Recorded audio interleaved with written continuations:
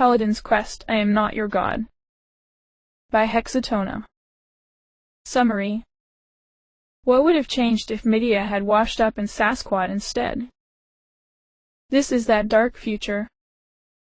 This is a follow-up to the novelization Paladin's Quest. Weight of the World. You'll likely get the most out of this if you read that first.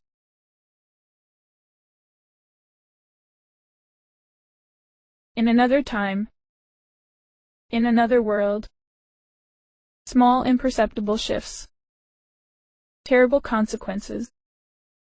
This is one future of many.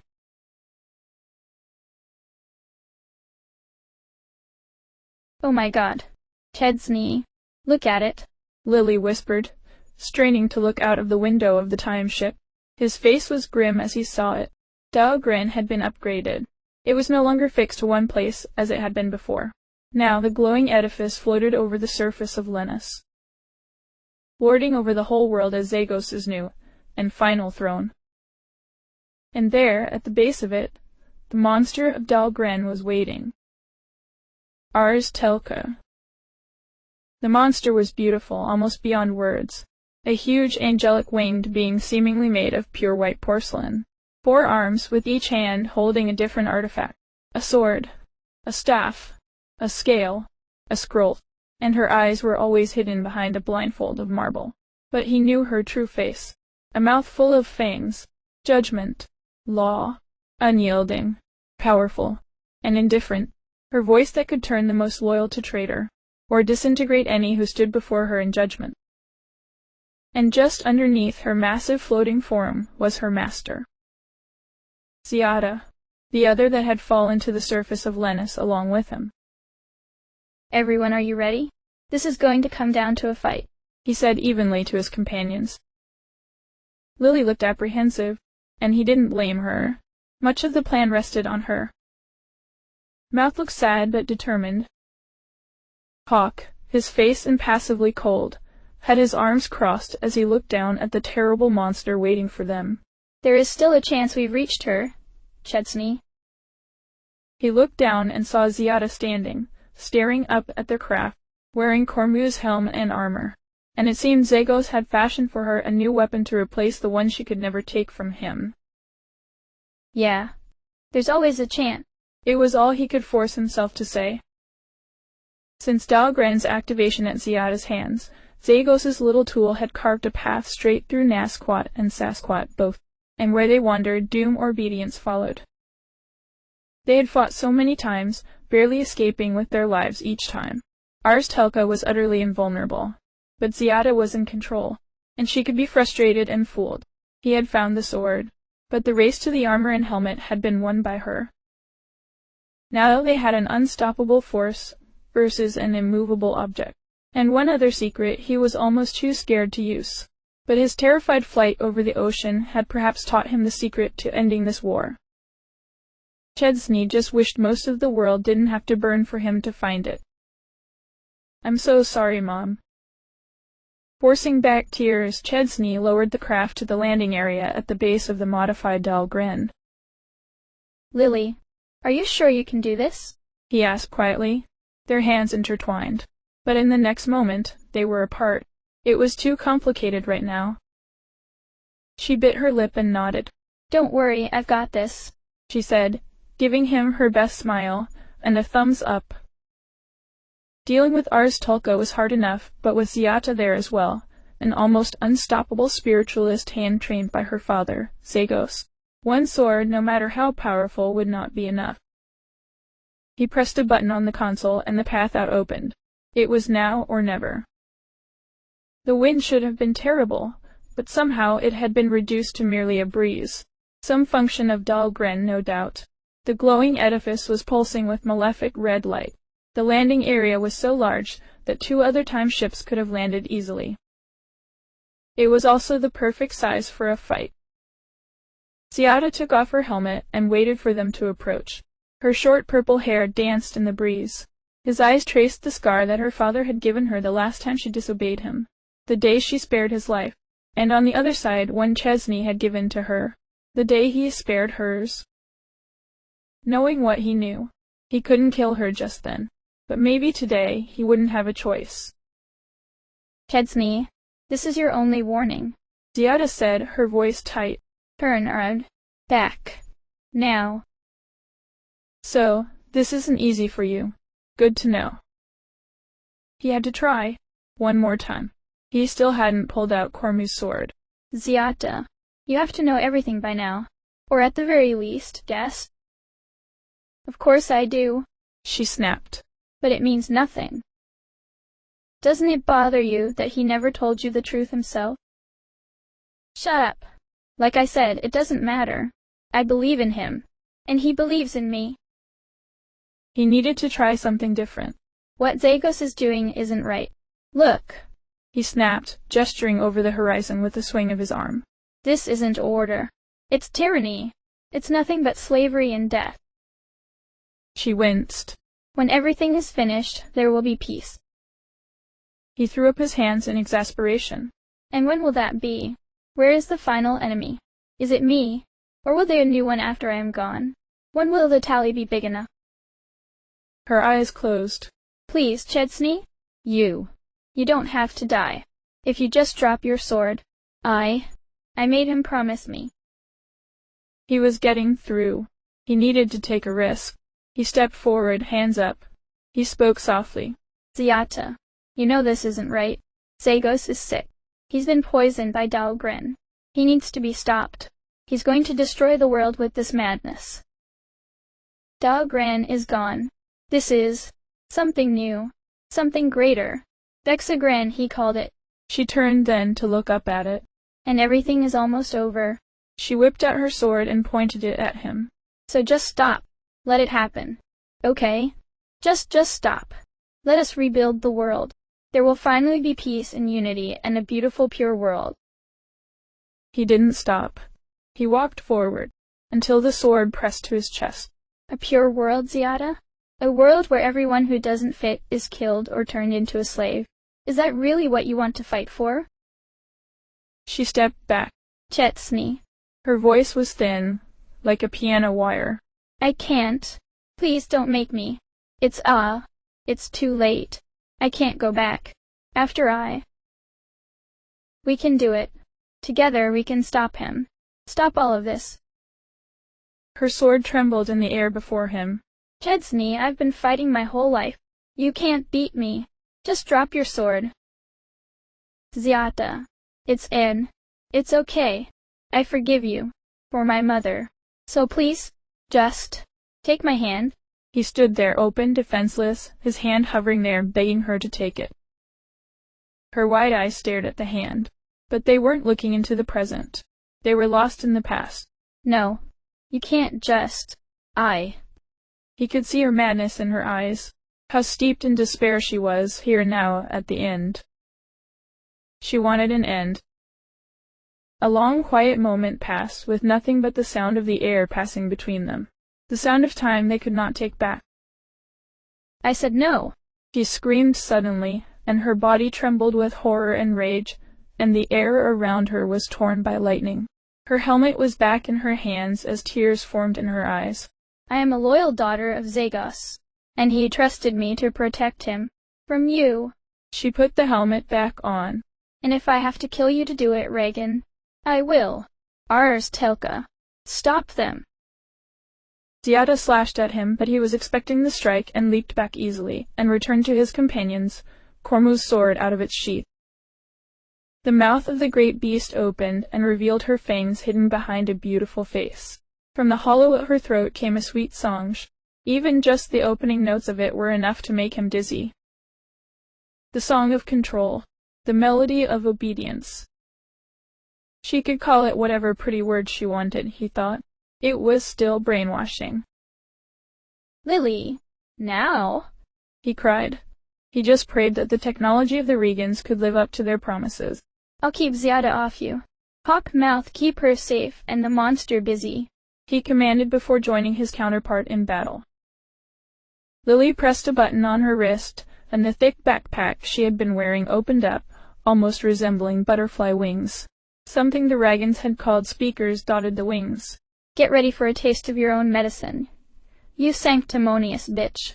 Lily cried out at the towering statue-like being, and brought out another device the Reagans had called a parabolic microphone. To Lily, it just looked like a ray gun. Lily, where did you learn that kind of language? Mouth shouted, greatsword out at her side. What, bitch? She asked, genuinely shocked that Mouth had interrupted her. No, sanctimonious. I read. She balked. Now get serious and keep me from being flattened. Already the monster's voice was growing louder, the draw of her sweet notes bending their wills into false calm and delusion. Please work, she begged as she pointed the device at the massive angelic nightmare. With some positioning, the microphone picked up her voice, and Lily's speakers activated. She winced as her ears rang with the countersound produced.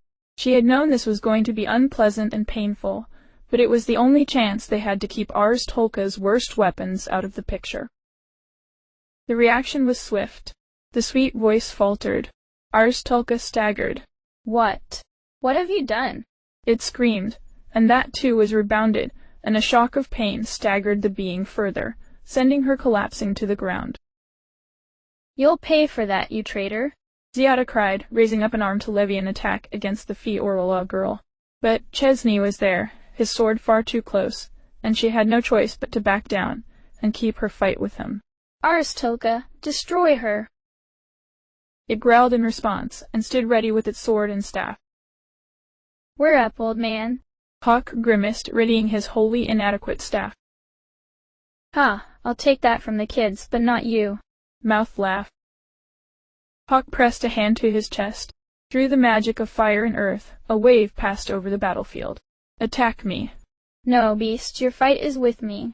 And by the miracle of his magic, her attention focused on him. The matchup was ridiculously unfair, but as long as Ars Tolka was focused on him, the battle could still be won. He spun his staff. She swung down her great stone sword, and the platform shook with the power of it as it struck dangerously close. The power of the blow sent everyone who was standing, other than Hawk, to the ground, including Lily. The microphone slipped from her grasp. Shit! She struggled to regain her balance with the unfamiliar weight of the pack on her back and stumbled after it. Ziada danced out of the way of a blast of flames. She's down. Obliterate her now. Whether by the power of Ziada's orders or her own rage, Ars Tolka changed her target, and her song and her voice grew loud and shrill. The hymn of obliteration. Lily! Chesney screamed, turning to find where she had fallen. The distraction was enough for Ziada.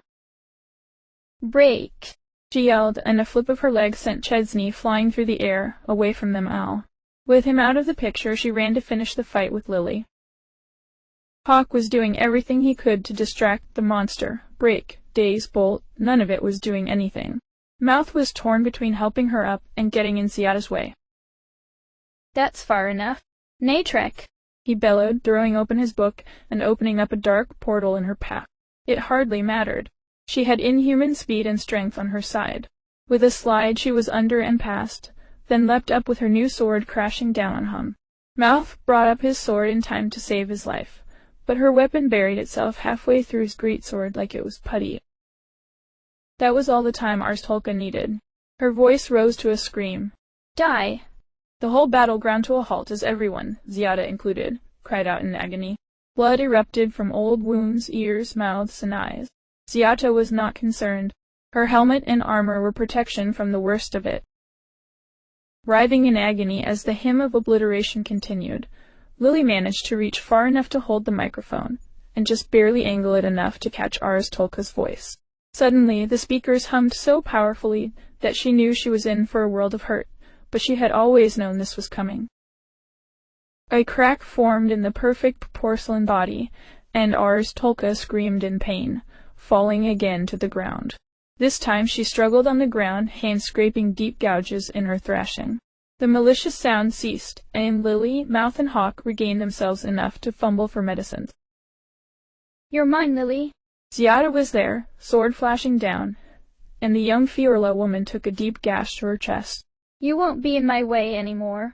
A blazing light formed in Ziada's hand. No. It was Hawk.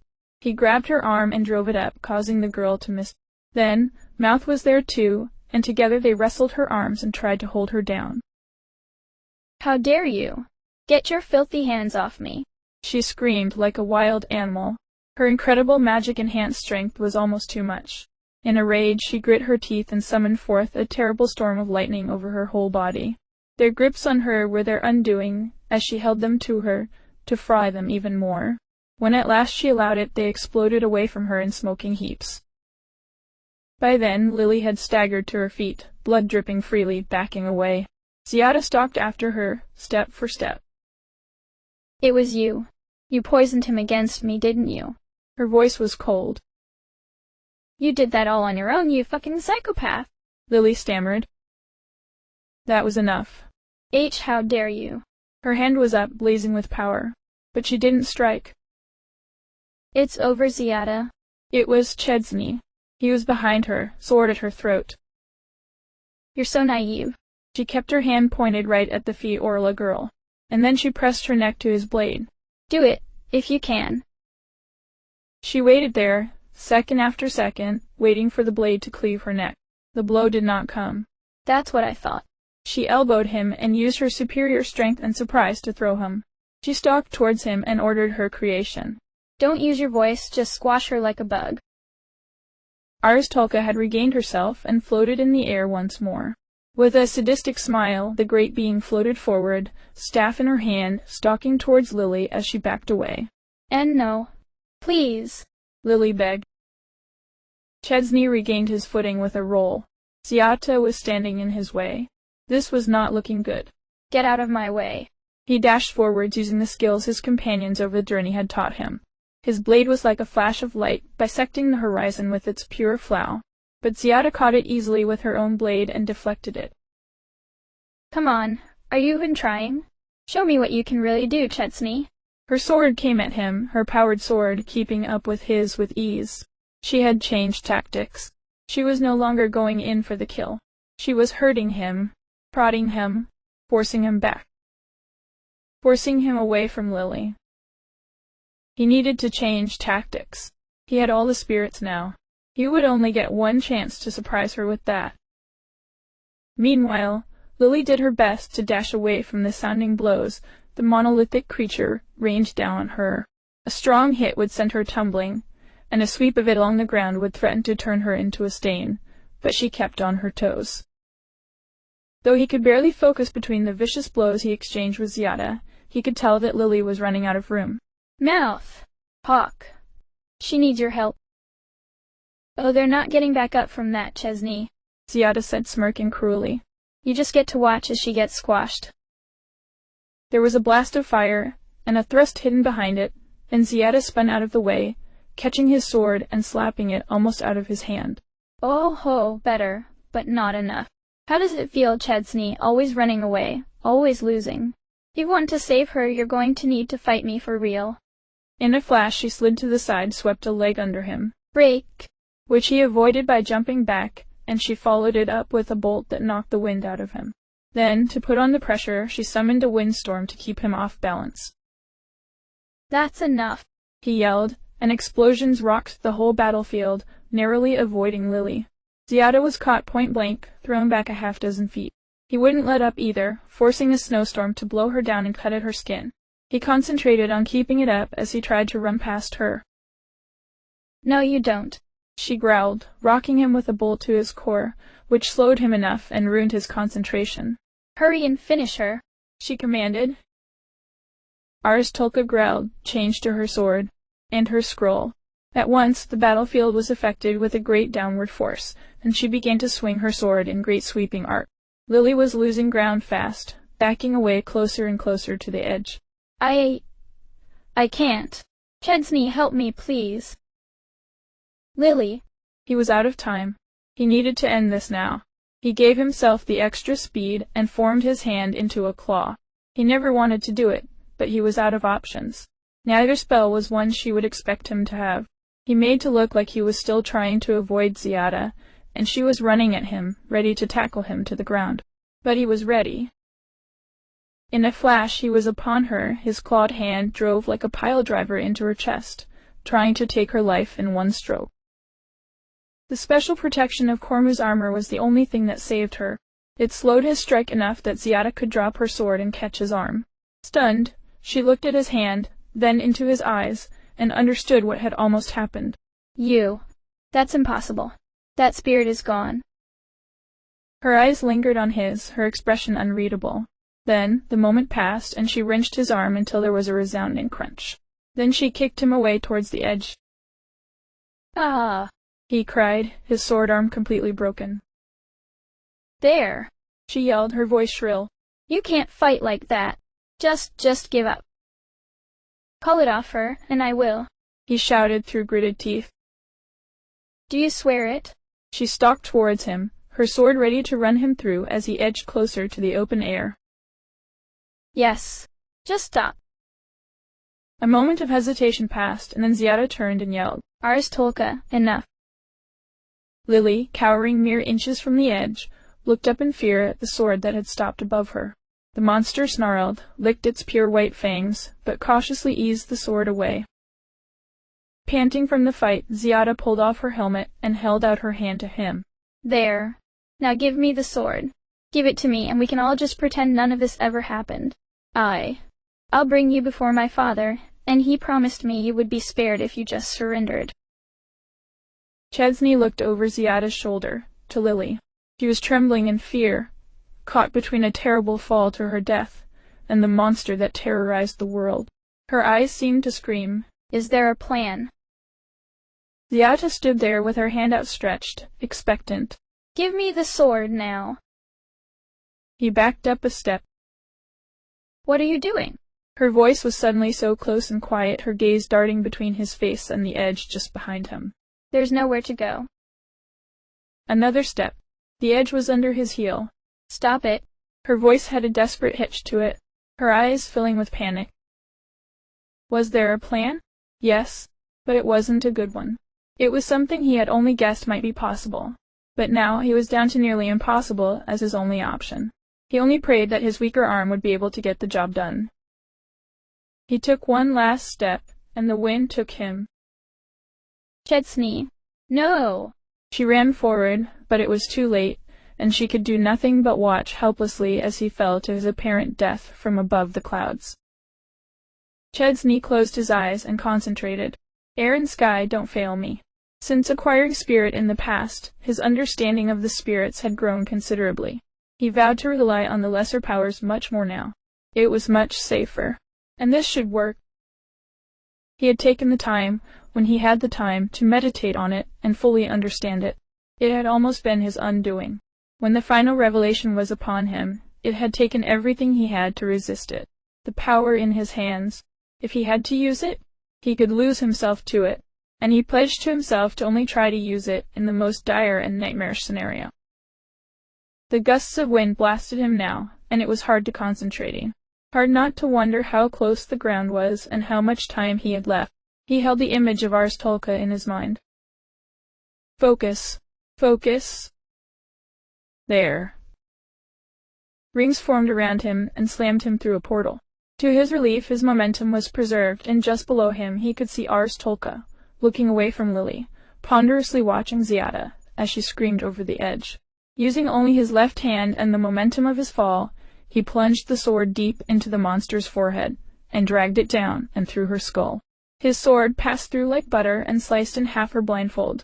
It fell away to reveal two hateful yellow-slitted eyes swimming in a blood-red sclera. Then the sword of Cormu passed through her top jaw, lodged in her lower, and snapped off. Oh no! But he didn't have the time to dwell on destroying the final artifact of Cormu. Unable to arrest his fall, he tumbled uselessly down her body and slammed into the ground with a haunting crack. Above, the beast could not even scream. Black blood sprayed out like a geyser and covered the battlefield in its filth. The creature fell like an anchor, rocking the entire tower, and then slowly began to disintegrate. The crystalline metal structure of the tower cracked, then exploded outwards with a million tiny shards of crystal. What have you done? It was Ziada. She had ran back, only to slow and stop in utter amazement. Lily made it to him first. Oh my God, be okay, be okay. She almost whimpered, tugging at his belt for his megacetaphone. Pills spilled everywhere, through her trembling fingers, but she managed one into his mouth. Hollow crunches, followed by his own groan, told her he was still with her. She hugged him tight. "Don't scare me like that, big guy," she whispered. He held her back. "It's not over yet," he whispered back. He reached over to a fallen pill and pushed it into her mouth as well. Her bleeding stopped. In the next moment, Ziada screamed and fell to her knees, clutching her skull. "No. You destroyed the sword." She began to weep. It was not reserved, but full and open, and heartbreaking to hear. Her sword clanged to the ground and rolled away. "Did you think he would give me something that could hurt him?" Lily looked to the side at Ziada in confusion. "What is she saying?" If Ziada heard her, she didn't show it. Instead, in an impotent rage, she ran to Chesney and pushed Lily away, pinning him underneath her and pounding on his chest as she cried and screamed and let loose her sorrow. "You idiot! Dummy! Stupid! Stupid! How could you? How could you?" An unending waterfall of tears fell on his face, and she looked down at him and begged. "What can you do now? You were supposed to stop him. You were supposed to be a hero. What else was all this for?" "Ziada, wait, listen." He tried to stammer a response and to hold up his arms to protect him, but the blows were weak and devoid of the intent to truly harm. "I really did believe at first in him. He's whatever else he is, he's my father. But then you showed up and it made things so confusing." She wiped at her tears, though it seemed to do nothing. "And then I couldn't help but see it. You think I don't know that I'm just his tool, his obedient little doll, his little pet Reagan." She balled her hands into fists and collapsed into his chest, and he wrapped his arms around her. He looked over at Lily, who looked away. Was that bitterness? Acceptance? Resignation? He hated how complicated this had gotten, but it was what he knew Ziada needed. "But I couldn't say no to him. Even knowing what I did, I couldn't do it. And every day I hoped you would come and stop me, stop him. And when you never came, I gave up. I thought as long as I could save you, maybe I could forget and be happy. But even then, He looked up, and suddenly their eyes, their lips were so close. "You saved everyone else. You saved her. Why didn't you?"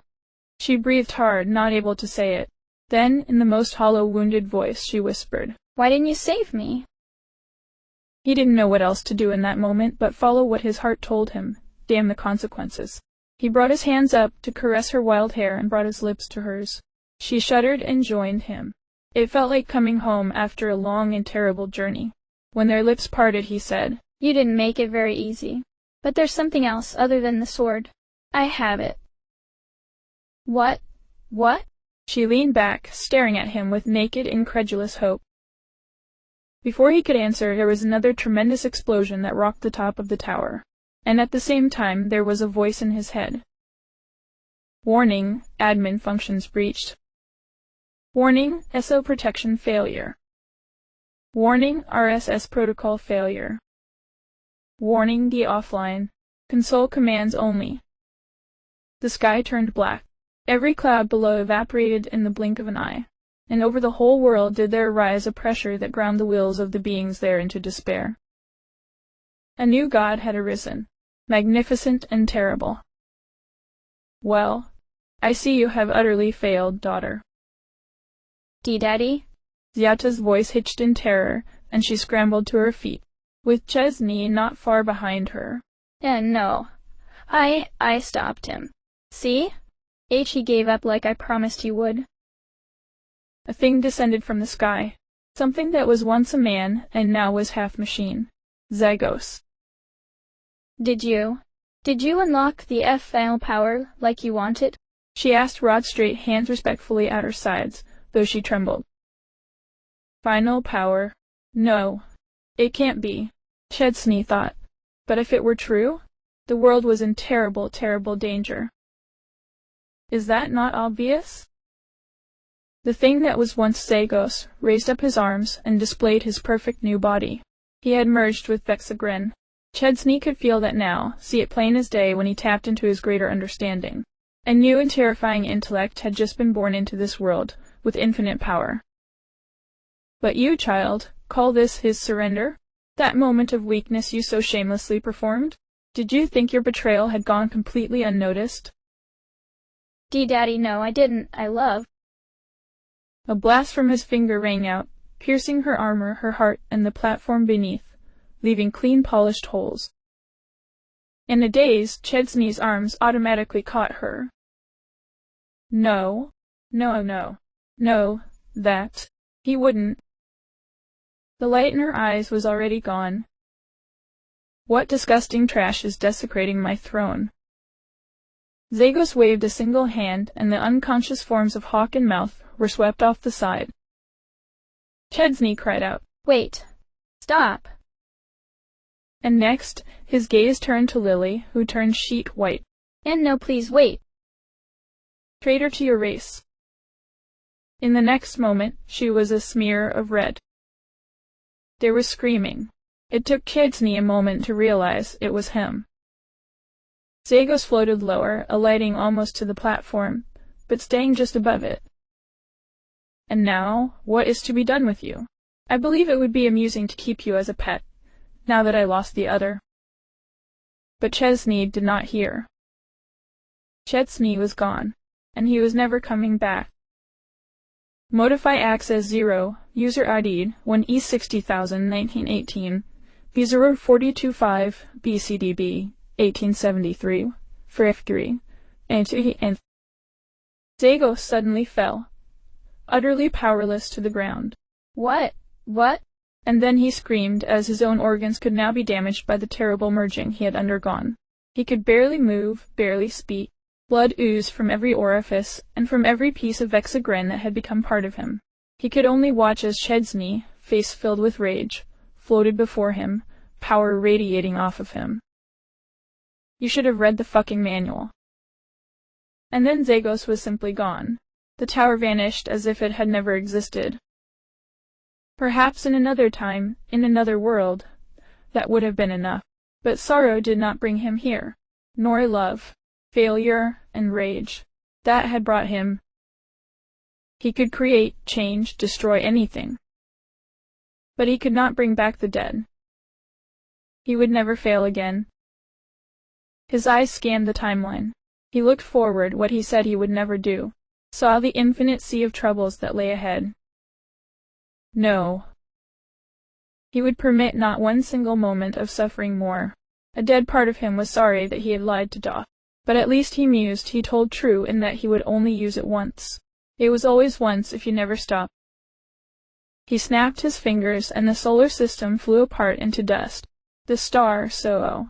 The inner system, Macris, Vela, Ragae, Lennis, Elts, the dead outer world, Wolos, Exer, Siltran, Kauai, Cruxus, and the belt of matter beyond, and the sphere of ice beyond that. All that remained whole were the people who still lived, frozen in time, frozen in stasis. Those he made sure to save. Them, and all the simple forms of life he would need it. He took the matter and reformed it. Room enough for his people to grow for untold infinities of time. A great ring, a Dyson ring, as the Reagans would have called it. From bare rock to oceans and lakes. With a thought, the simple beings were returned to this new world. Fish in oceans. Trees in soil, animals in their ideal habitats, and for the rest of the nigh-infinite space, the seeds of life were resown and would grow in time. At last the people. He built them all homes. He built them cities, green paths and libraries and great works of art, and by each city a monolith, impossibly tall and wide and made of black diamond that would never wear, writ with his edict. At last, he became himself a star to replace the one he had stolen, that would forever bathe his people with his love and warmth. Every man, woman, and child of Linus, Elts, and Rega breathed anew on this rock, this new ring world, his world. Hear me, people of the new world. These are my commandments.